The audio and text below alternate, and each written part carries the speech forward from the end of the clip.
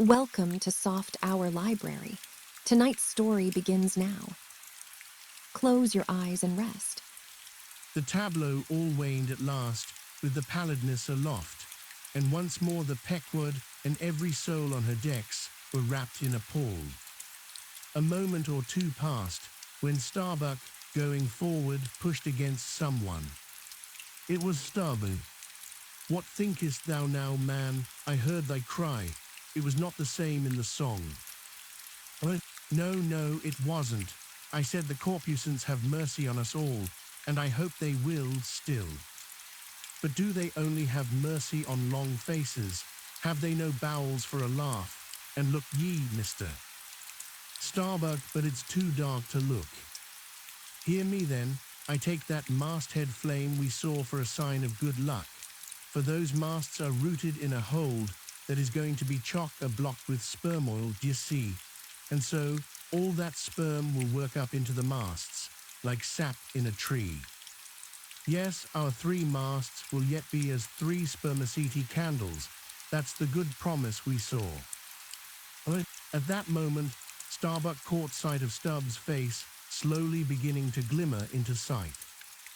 Glancing upwards, he cried, See, and once more the high tapering flames were beheld with what seemed redoubled supernaturalness in their pallor. "The corpusants have mercy on us all," cried Stubb again.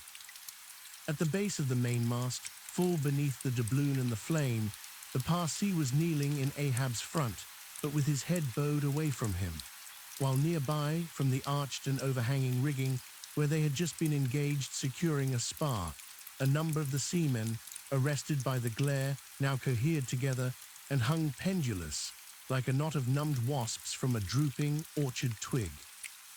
In various enchanted attitudes, like the standing or stepping or running skeletons in Herculaneum, others remained rooted to the deck, but all their eyes upcast. Aye, men," cried Ahab.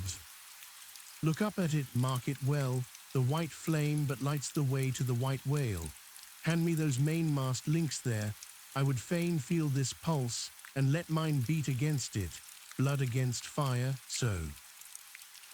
Then turning, the last link held fast in his left hand, he put his foot upon the Parsee, and with fixed upward eye and high-flung right arm, he stood erect before the lofty tri-pointed trinity of flames.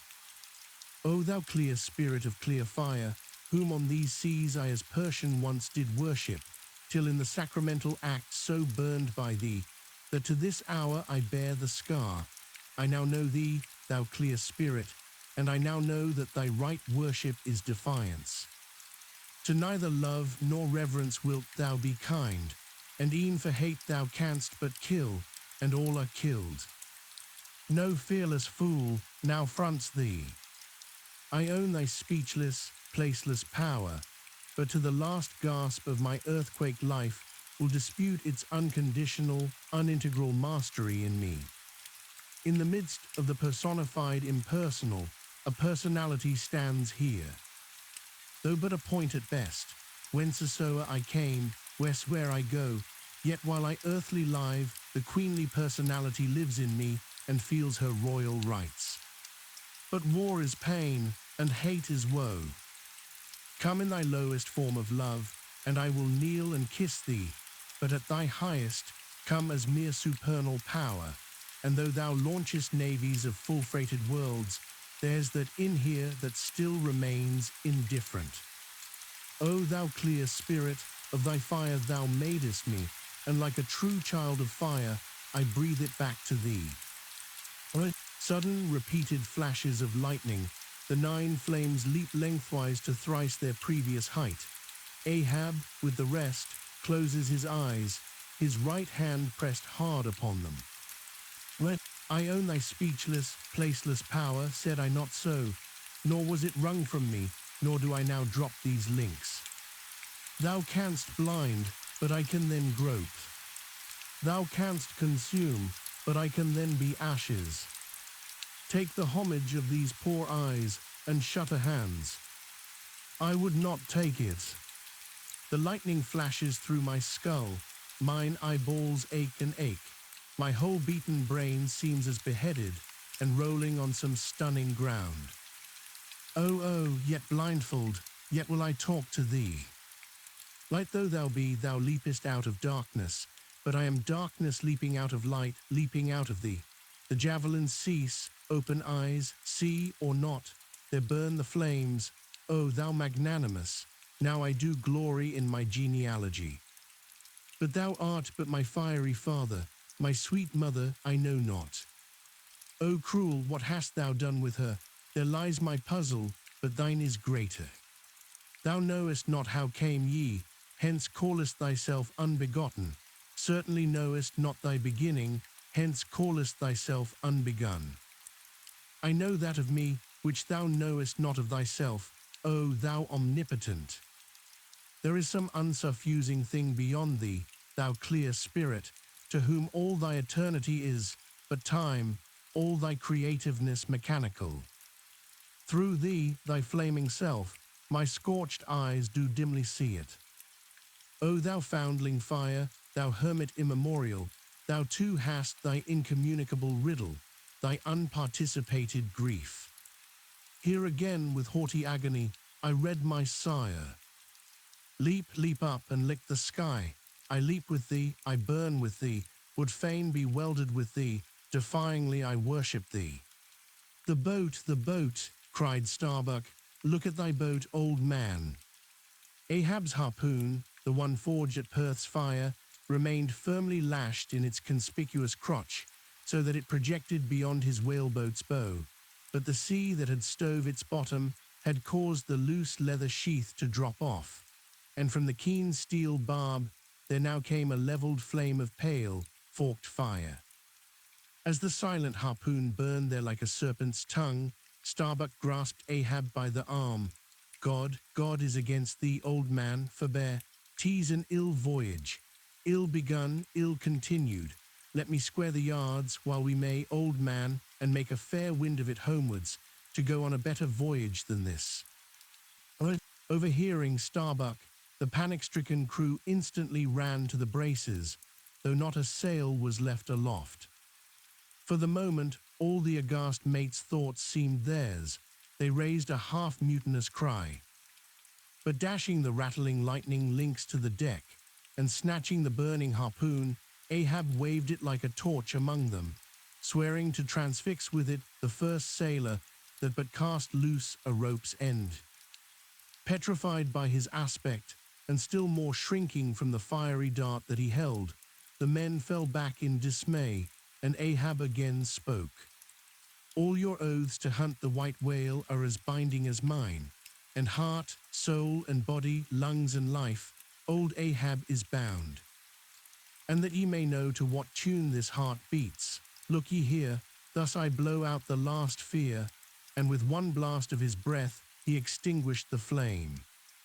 As in the hurricane that sweeps the plain, men fly the neighborhood of some lone, gigantic elm, whose very height and strength but render it so much the more unsafe, because so much the more a mark for thunderbolts.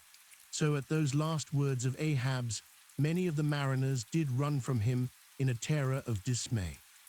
Chapter 120. The deck towards the end of the first night watch. Ahab standing by the helm. Starbuck approaching him.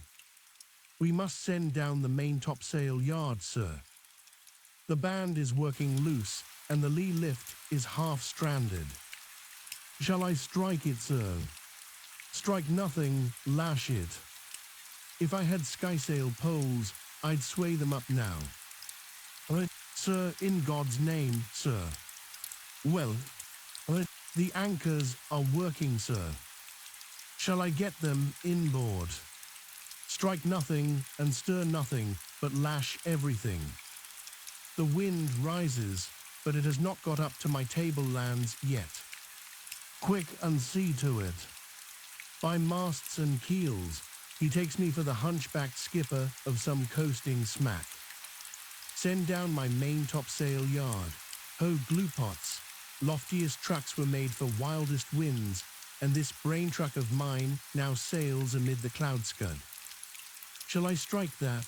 Oh, none but cowards send down their brain trucks in tempest time. What a whoreouche aloft there!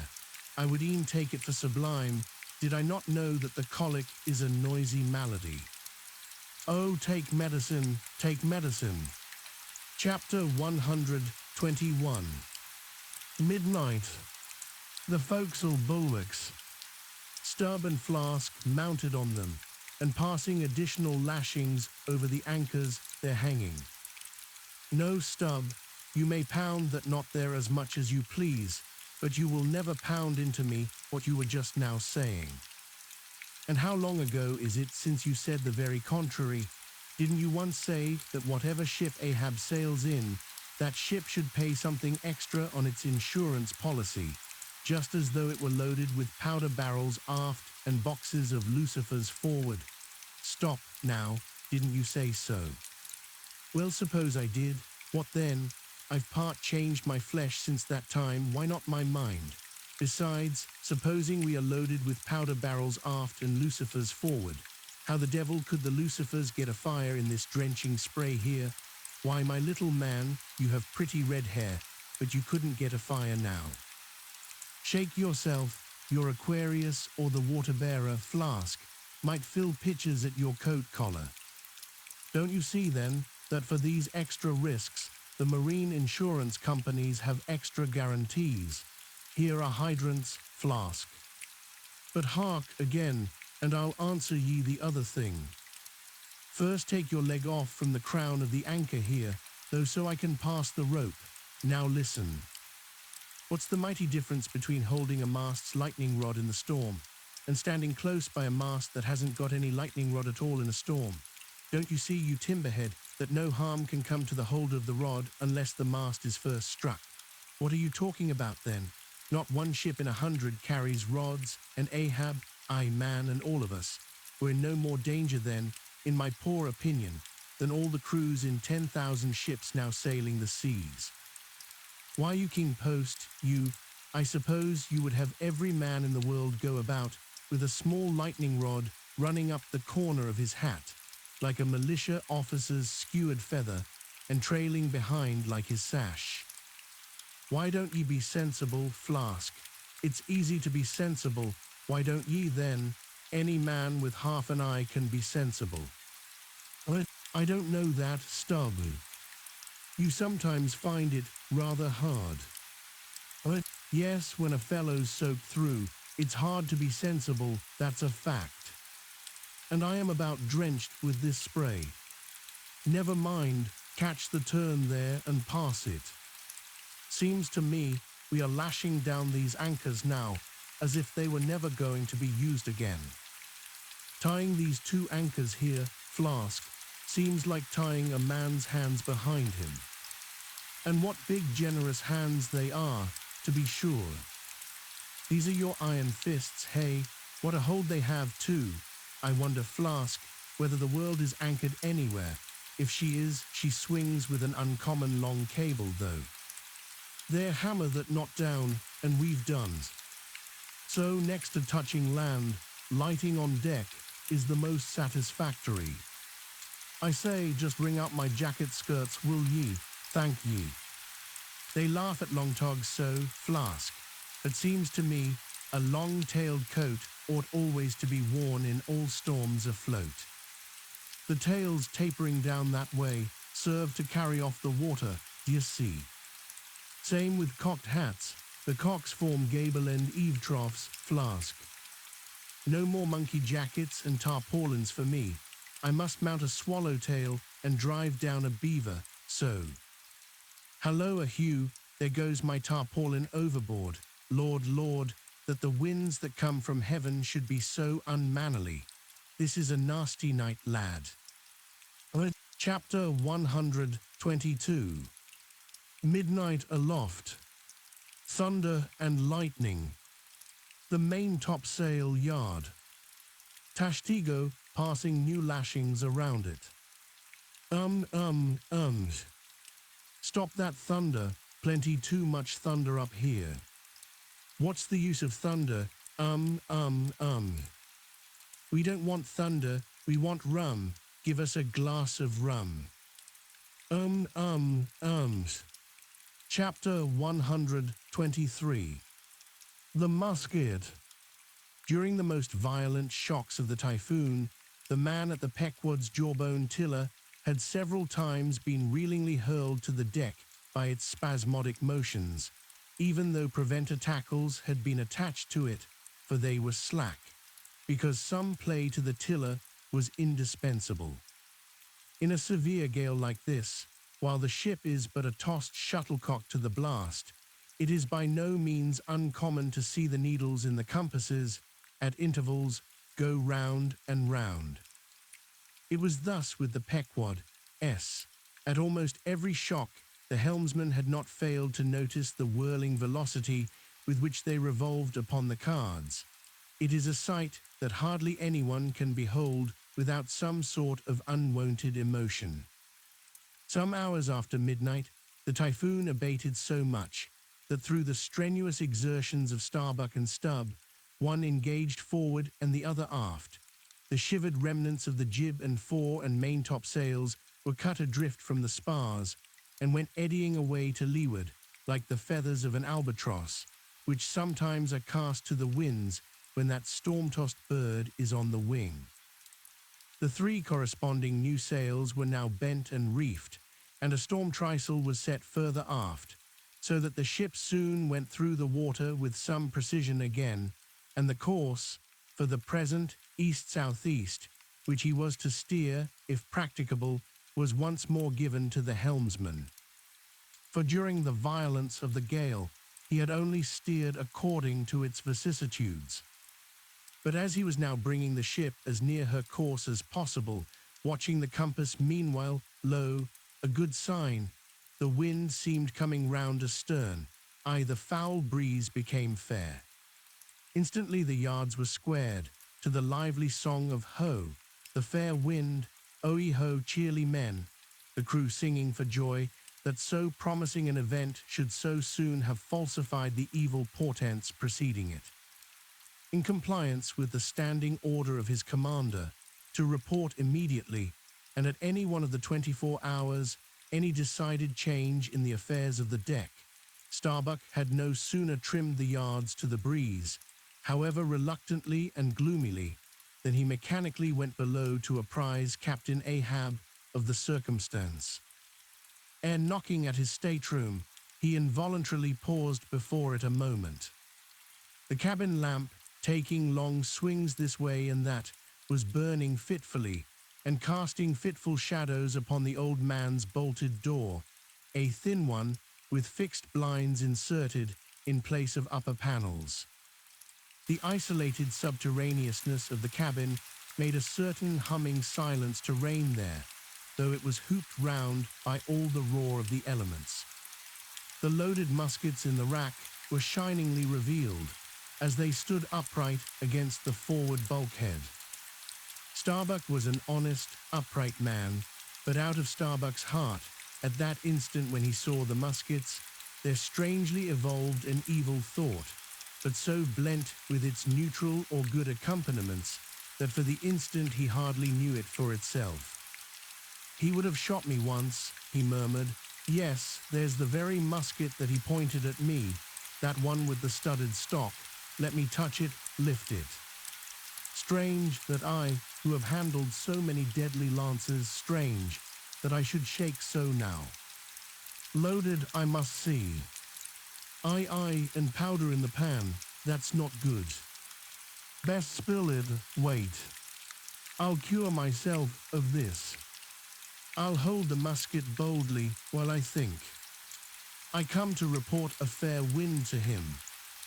But how fair? Fair for death and doom, that's fair for Moby-Dick.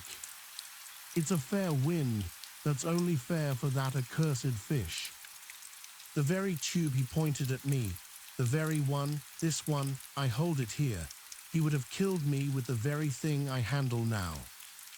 Aye, and he would fain kill all his crew.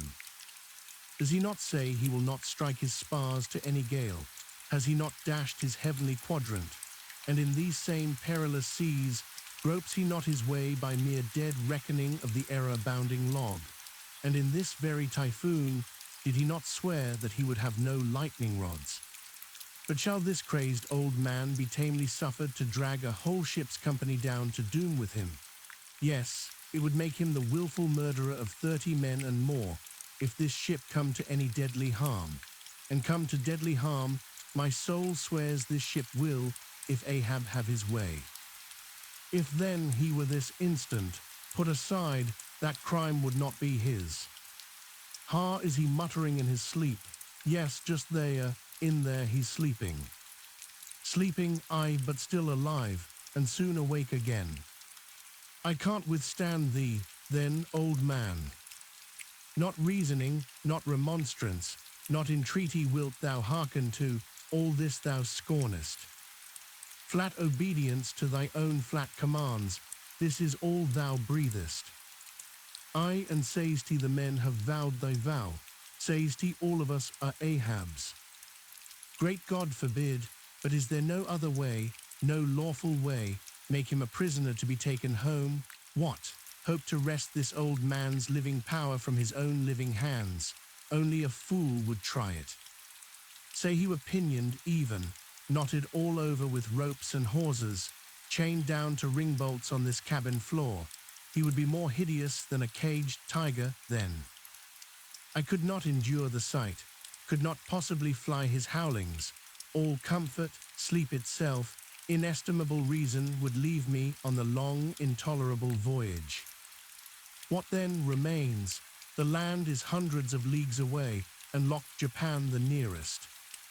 I stand alone here upon an open sea, with 2 oceans and a whole continent between me and law. Aye, 'tis so. Is heaven a murderer when its lightning strikes a would-be murderer in his bed, tindering sheets and skin together? And would I be a murderer then, if, and slowly, stealthily, and half sideways looking, he placed the loaded musket's end against the door? On this level, Ahab's hammock swings within, his head this way. A touch, and Starbuck may survive to hug his wife and child again. O Mary, Mary, boy, boy, boy, but if I wake thee not to death, old man, who can tell to what unsounded deep Starbuck's body this day week may sink with all the crew? Great God, where art thou? Shall I? The wind has gone down and shifted, sir. The fore and main topsails are reefed and set. She heads her course. Stern all, O Moby-Dick, I clutched thy heart at last. Such were the sounds that now came hurtling from out the old man's tormented sleep, as if Starbuck's voice had caused the long dumb dream to speak. The yet levelled musket shook like a drunkard's arm against the panel.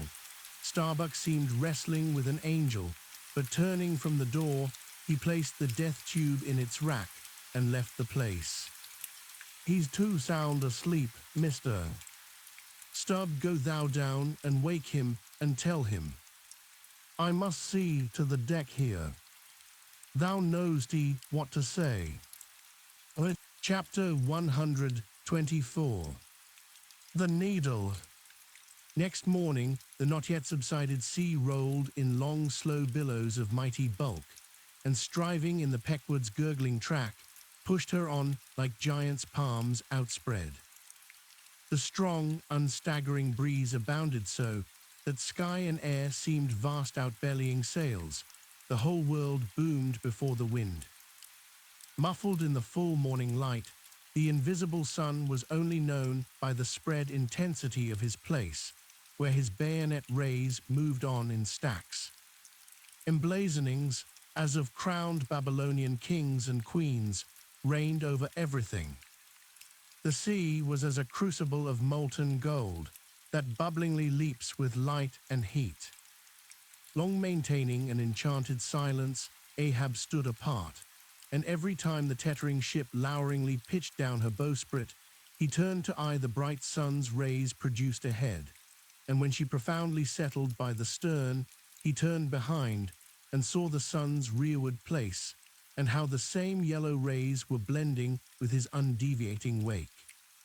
Ha ha, my ship, thou mightest well be taken now for the sea chariot of the sun.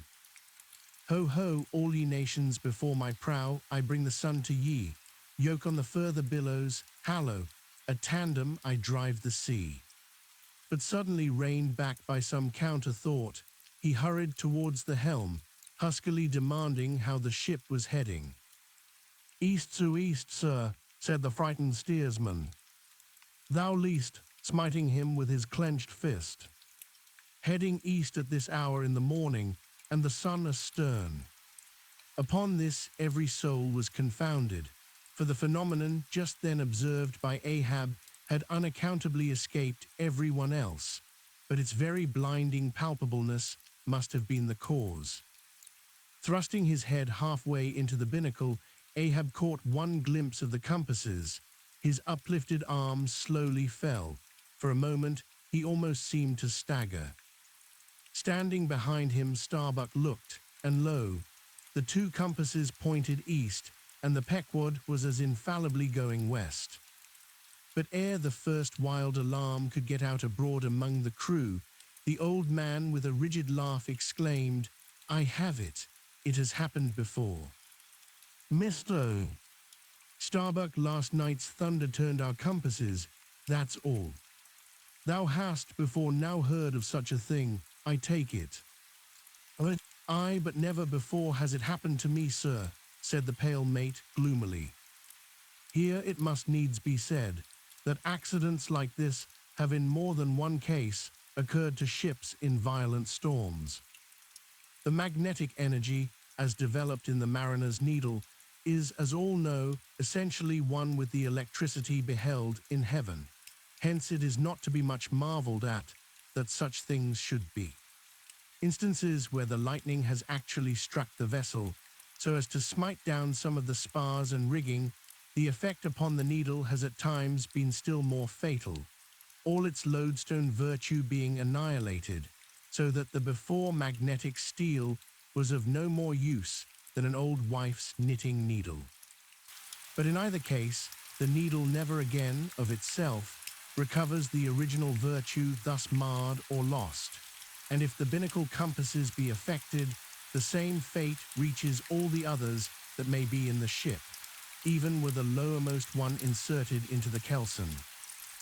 Deliberately standing before the binnacle and eyeing the transpointed compasses, the old man, with the sharp of his extended hand, now took the precise bearing of the sun, and satisfied that the needles were exactly inverted, shouted out his orders for the ship's course to be changed accordingly. The yards were hard up, and once more the Pequod thrust her undaunted bows into the opposing wind, for the supposed fair one had only been juggling her. Meanwhile, whatever were his own secret thoughts, Starbuck said nothing, but quietly he issued all requisite orders, while Stubb and Flask, who in some small degree seemed then to be sharing his feelings, likewise unmurmuringly acquiesced. As for the men, though some of them lowly rumbled, their fear of Ahab was greater than their fear of fate. But as ever before, the pagan harpooneers remained almost wholly unimpressed, or if impressed, it was only with a certain magnetism shot into their congenial hearts from inflexible Ahabs.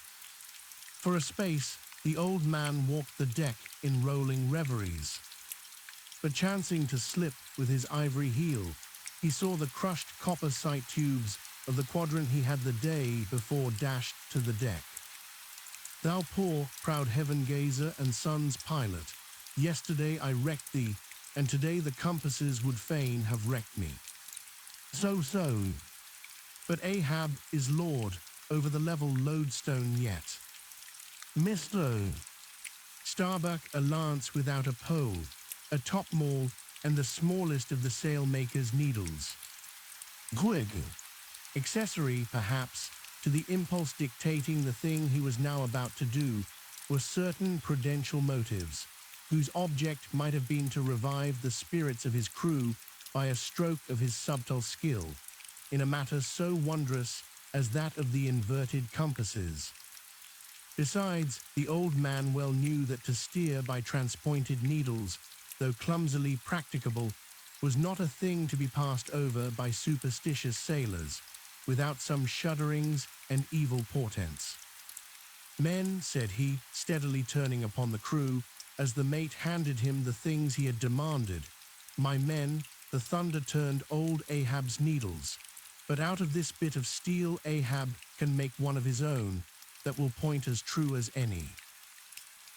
Abashed glances of servile wonder were exchanged by the sailors as this was said, and with fascinated eyes they awaited whatever magic might follow. But Starbuck looked away. With a blow from the topmaul, Ahab knocked off the steel head of the lance, and then handing to the mate the long iron rod remaining, bade him hold it upright without its touching the deck. Then with the maul, after repeatedly smiting the upper end of this iron rod, he placed the blunted needle endways on the top of it, and less strongly hammered, that several times, the mate still holding the rod as before. Then going through some small strange motions with it, whether indispensable to the magnetizing of the steel or merely intended to augment the oar of the crew, is uncertain, he called for linen thread, and moving to the binnacle, slipped out the two reversed needles there, and horizontally suspended the sail needle by its middle over one of the compass guards. At first the steel went round and round, quivering and vibrating at either end, but at last it settled to its place, when Ahab, who had been intently watching for this result, stepped frankly back from the binnacle, and pointing his stretched arm towards it, exclaimed, "Look ye for yourselves, if Ahab be not lord of the level lodestone, the sun is east, and that compass swears it." One after another they peered in, for nothing but their own eyes could persuade such ignorance as theirs, and one after another they slunk away. In his fiery eyes of scorn and triumph, you then saw Ahab in all his fatal pride. Chapter 125. The log and lines. While now the fated Pequod had been so long afloat this voyage, the log and line had but very seldom been in use. Owing to a confident reliance upon other means of determining the vessel's place, some merchantmen and many whalemen, especially when cruising, wholly neglect to heave the log, though at the same time, and frequently more for form's sake than anything else, regularly putting down upon the customary slate the course steered by the ship, as well as the presumed average rate of progression every hour. It had been thus with the Pequod. The wooden reel and angular log attached hung, long untouched, just beneath the railing of the after bulwarks. Rains and spray had damped it, sun and wind had warped it, all the elements had combined to rot a thing that hung so idly. But heedless of all this, his mood seized Ahab as he happened to glance upon the reel not many hours after the magnet scene, and he remembered how his quadrant was no more, and recalled his frantic oath about the level log and line. The ship was sailing plungingly, astern the billows rolled in riots. Forward there heaved the log. Two seamen came, the golden-hued Tahitian and the grisly Manxman. "Take the reel, one of ye, I'll heave." They went towards the extreme stern, on the ship's lee side, where the deck, with the oblique energy of the wind, was now almost dipping into the creamy, sidelong rushing sea. The Manxman took the reel, and holding it high up, by the projecting handle ends of the spindle, round which the spool of line revolved, so stood with the angular log hanging downwards, till Ahab advanced to him. Ahab stood before him, and was lightly unwinding some 30 or 40 turns to form a preliminary hand coil to toss overboard, when the old Manxman, who was intently eyeing both him and the line, made bold to speak. "Sir, I mistrust it. This line looks far gone, long heat and wet have spoiled it." "'Twill hold, old gentleman. Long heat and wet, have they spoiled thee, thou seem'st to hold. Or truer perhaps, life holds thee, not thou it. I hold the spool, sir.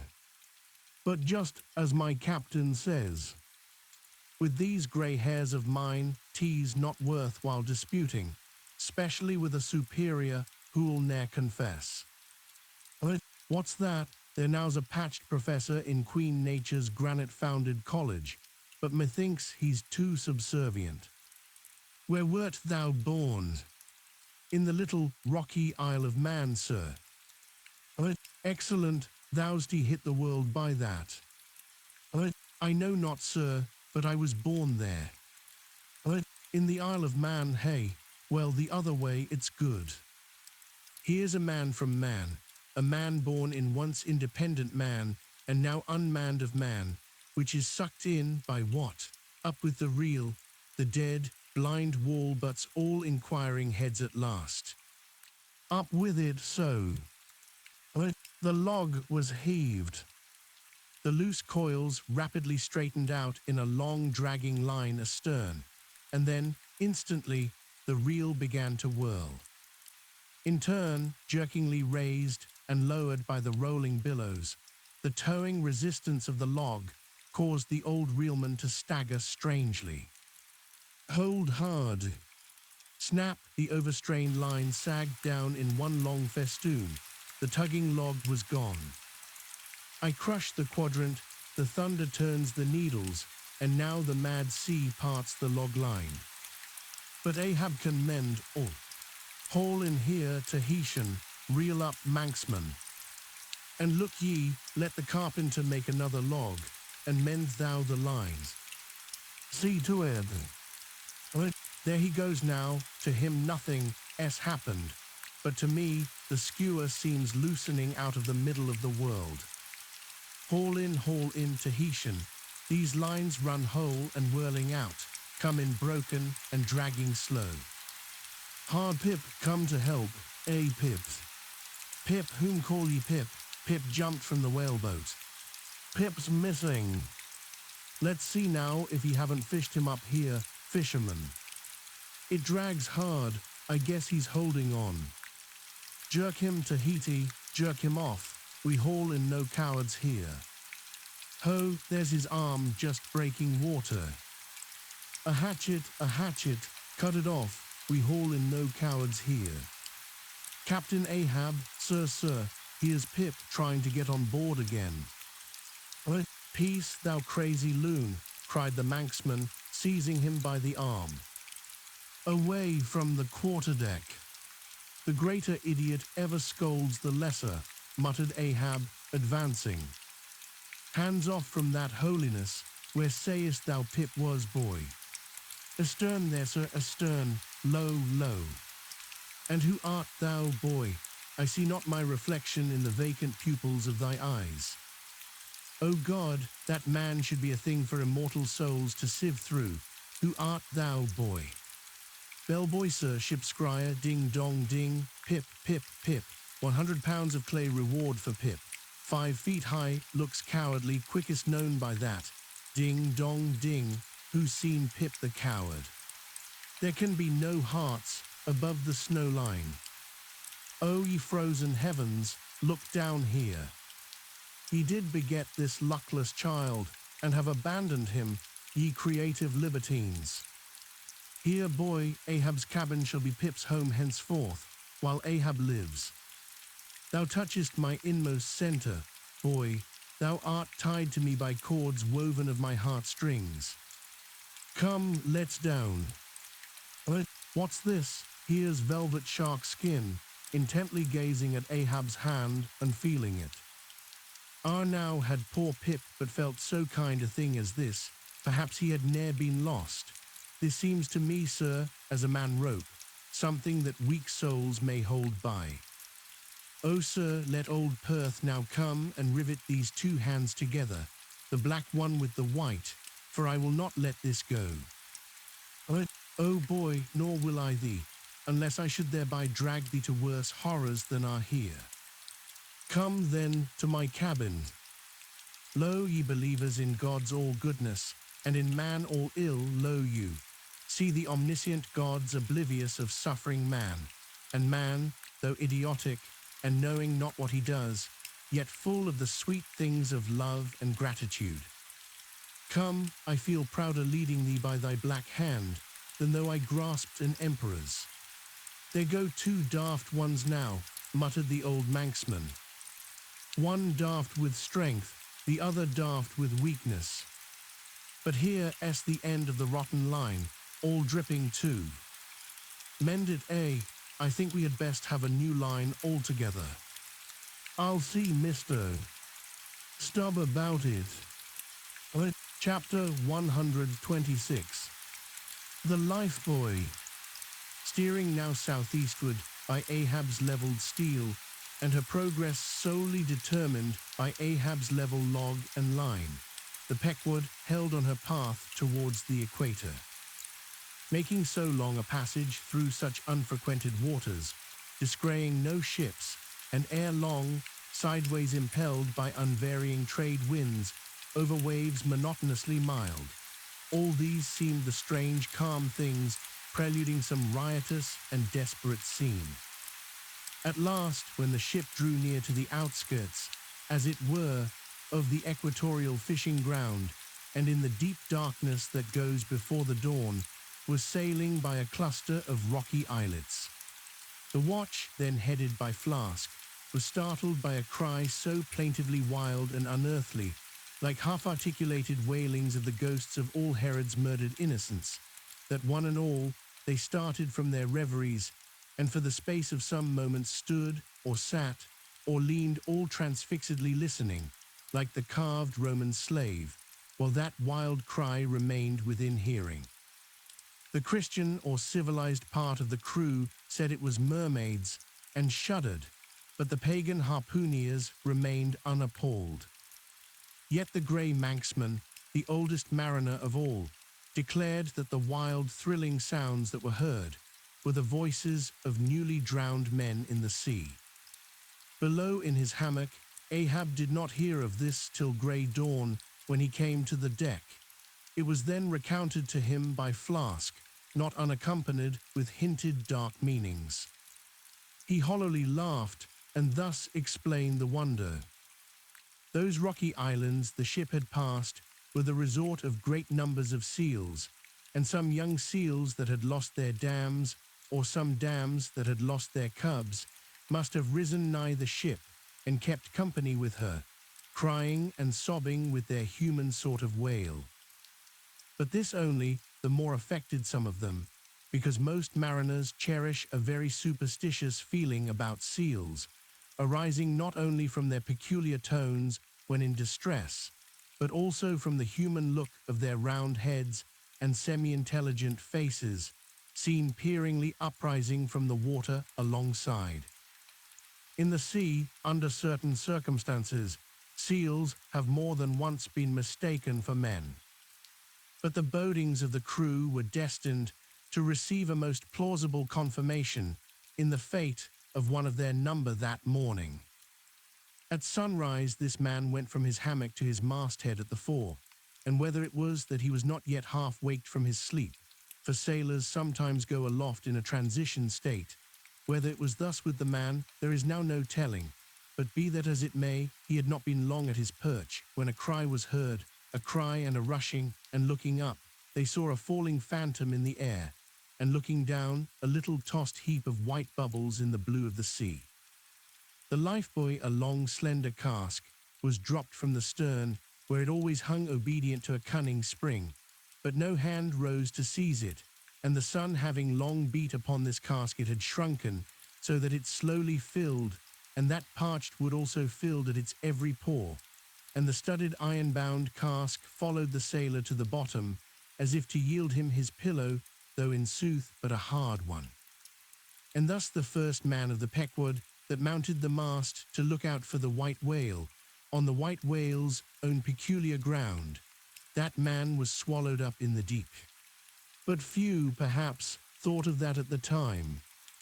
Indeed, in some sort, they were not grieved at this event, at least as a portent, for they regarded it not as a foreshadowing of evil in the future, but as the fulfillment of an evil already presaged. They declared that now they knew the reason of those wild shrieks, they had heard the night before. But again, the old Manxman said nay. The lost lifebuoy was now to be replaced. Starbuck was directed to see to it, but as no cask of sufficient lightness could be found, and as in the feverish eagerness of what seemed the approaching crisis of the voyage, all hands were impatient of any toil but what was directly connected with its final end, whatever that might prove to be. Therefore, they were going to leave the ship's stern unprovided with a buoy, when by certain strange signs and innuendos Queequeg hinted a hint concerning his coffin. "A lifebuoy of a coffin," cried Starbuck, starting. "Rather queer, that I should say," said Stubb.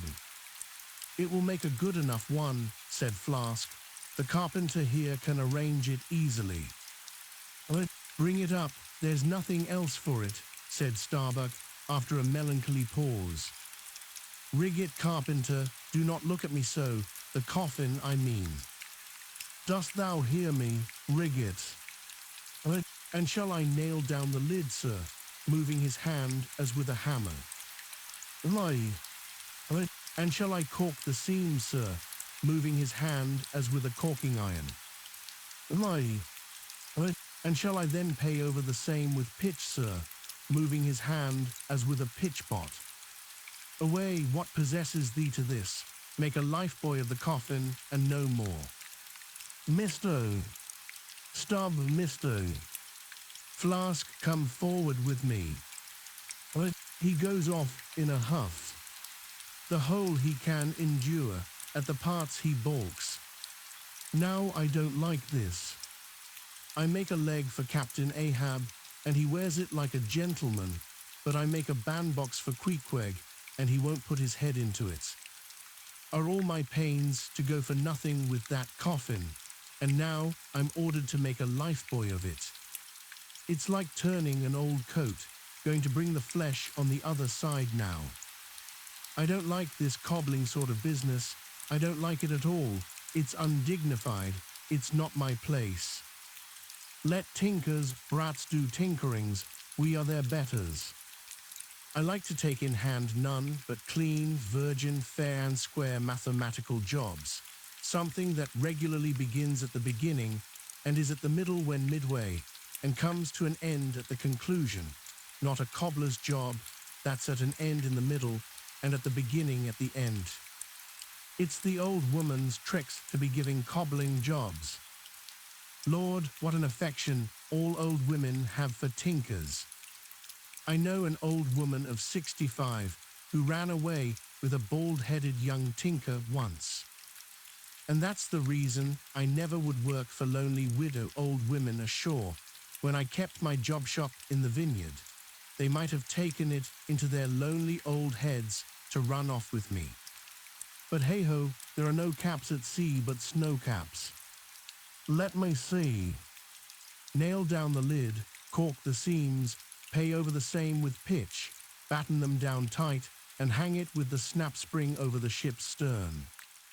Were ever such things done before with a coffin? Some superstitious old carpenters now would be tied up in the rigging ere they would do the job. But I'm made of knotty arrowstook hemlock, I don't budge. Cruppered with a coffin, sailing about with a graveyard tray, but never mind. We workers in woods make bridal bedsteads and card tables, as well as coffins and hearses. We work by the month, or by the job, or by the profit, not for us to ask the why and wherefore of our work, unless it be too confounded cobbling, and then we stash it if we can. Hem, I'll do the job, now tenderly. I'll have me, let's see, how many in the ship's company all told, but I've forgotten. Anyway, I'll have me 30 separate, Turk's-headed lifelines, each 3 feet long hanging all round to the coffin. Then, if the hull go down, there'll be 30 lively fellows all fighting for one coffin, a sight not seen very often beneath the sun. Come hammer, corking iron, pitchpot, and marling spike. Let's to it. Chapter 127. The deck. The coffin laid upon 2 line tubs, between the vice bench and the open hatchway, the carpenter caulking its seams, the string of twisted oakum slowly unwinding from a large roll of it placed in the bosom of his frock. Ahab comes slowly from the cabin gangway and hears Pip following him. "Back, lad, I will be with ye again presently." He goes, not this hand complies with my humour more genially than that boy. Middle aisle of a church, what's here? "Life boy, sir." "Mister." "Starbucks orders." "Oh, look, sir, beware the hatchway."